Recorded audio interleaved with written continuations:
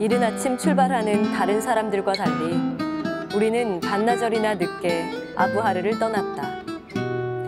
일행 22명은 모두 말을 탔는데 그중엔 아랍인도 있고 외국인도 있었다. 그런데 일행이 사막에 이르렀을 때 난데없이 이교도 80명과 기병 2명이 우리에게 달려들었다. 나의 동료들은 모두가 용감무쌍하여 그들과 한판 격전을 벌였다.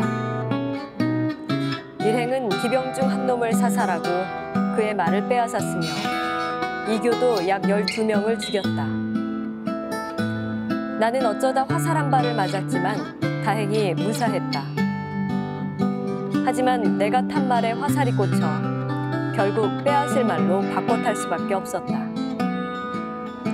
부상당한 내 말은 투르크 친구들이 먹어버렸다.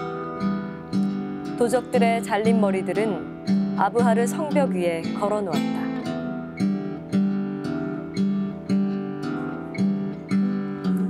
왕도 무트라의 거리는 넓었다. 이 도시는 델리와 비교되며 건설되었는데 건물은 오히려 델리보다 더 좋았다. 내가 그곳에 갔을 때는 전염병이 들끓어 많은 사람이 비참하게 떼죽음을 당하고 있었다. 이 전염병에 일단 걸리기만 하면 하루 이틀 만에 목숨을 잃기 일쑤이고 기껏해야 나흘을 넘기지 못했다. 밖에 나가면 눈에 띄는 것은 환자나 시체뿐이었다. 그뿐만이 아니었다. 술탄의 아들에 이어 술탄의 어머니까지 죽었고 끝내 술탄도 승하했다. 혹시 반란이 일어나지 않을까 우려했지만 술탄의 조카 나시르딘이 뒤를 이었다. 나시르딘은 전 술탄이 결정한 대로 지바툴 마할 제도로 갈 선박들을 다시 챙기라고 지시했다. 그런데 그때 나는 치명적인 열병에 걸려 사경을 헤매고 있었다. 다행히도 사흘 동안 설사가 난 뒤에 병은 완쾌되었다. 한번 죽을 고비를 넘기고 나니 갑자기 그곳이 싫어진 나는 마침 예멘을 떠나는 선박이 있어 그 배에 올라탔다. 그 배를 타고 도착한 곳은 카울람이다. 병이 완전히 낫지 않은 상태여서 나는 이곳에서 3개월 정도 더 머물렀다.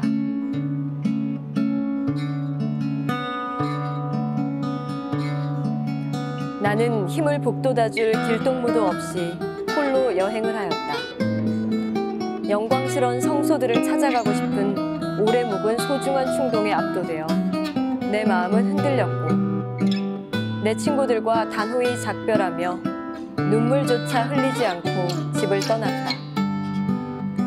부모님께서 아직 살아계신데 그분들과 헤어지자니 가슴이 먹먹해지도록 슬펐고 나도 부모님도 모두 괴로웠다.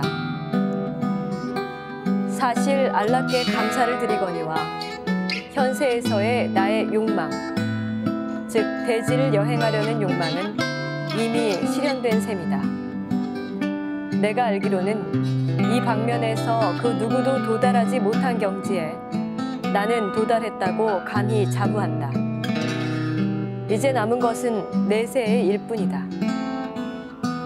그러나 나는 알라의 자비와 관용 속에 낙원에 들어가려는 나의 욕망이 필히 실현되리라는 강렬한 희망을 가지고 있다.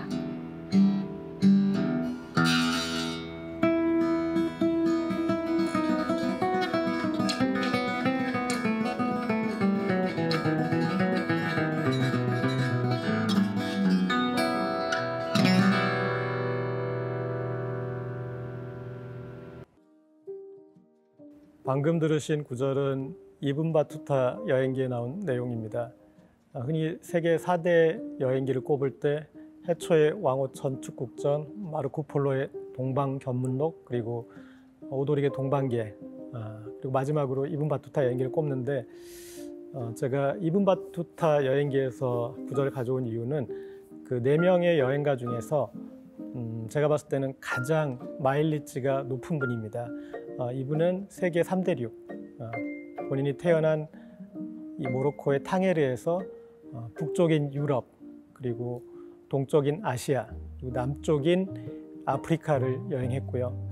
아마 더 살았다면 서쪽으로 아메리카 대륙까지 여행하지 않았을까 싶은데, 이 이븐 바투타가 가장 넓은 세계를, 마일리지로 한 10만 킬로가 넘는 분인데, 그 넓은 세계를 여행했기 때문에 꼽았고, 또 하나는 이분의 시선은 우리에게 이방인의 시선이기 때문입니다. 오도릭이나 마르코 폴로는 이제 기독교도고, 그리고 해초는 불교도여서 우리에게 이미 익숙한 시선인데, 이븐 바투타는 이슬람 율법학자입니다. 그래서 이방인의 시선으로 바라본 세상을 우리가 엿볼 수 있고, 마지막으로 가장 중요한 이유인데, 이분은 여행에서 새로운 여행의 이유를 찾아갑니다.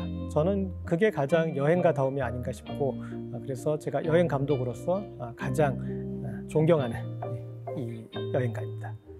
제가 이 이븐 바투타 여행기에서 4가지 정도의 여행 감독으로서 어떤 키워드를 가져왔는데, 그 첫 번째가 여행은 만남의 미학이 아니라 이별의 미학이 아닌가 하는 그런 내용입니다. 사실 여행에 가면은 많은 새로운 사람들을 만나고 새로운 경험을 해서 우리는 이제 여행을 새로운 만남이라고 생각하는데, 저는 그것만큼 혹은 그것 이상으로 이별이 더 중요하지 않은가 싶습니다. 그리고 또 하나는 여행은 모험의 미학이 아니라 안전의 미학이다. 물론 이제 이븐 바투타는 죽을 고비를 많이 넘겨서 그 시절의 여행에는 모험의 성격이 강합니다. 그러나 현대 여행으로 오면서 사실은 여러 가지 안전장치, 안전벨트가 되어 있죠.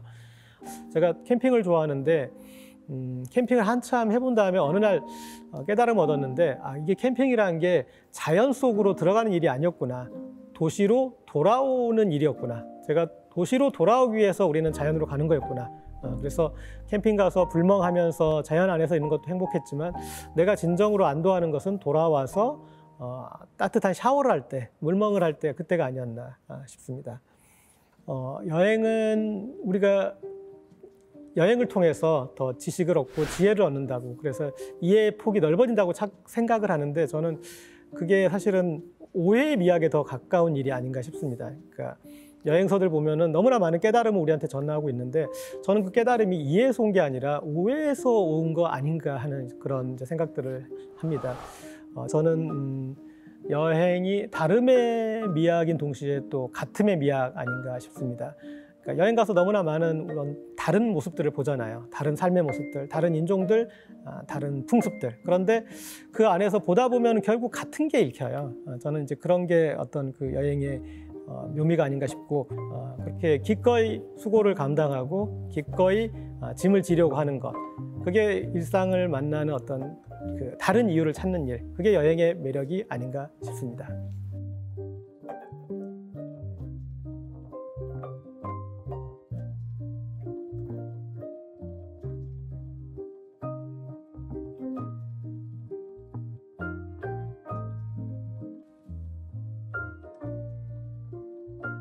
보리수가 멀다고 근심하지 않는데 어찌 녹야원이 멀리오. 다만 매달린 것 같은 길이 험함을 걱정할 뿐.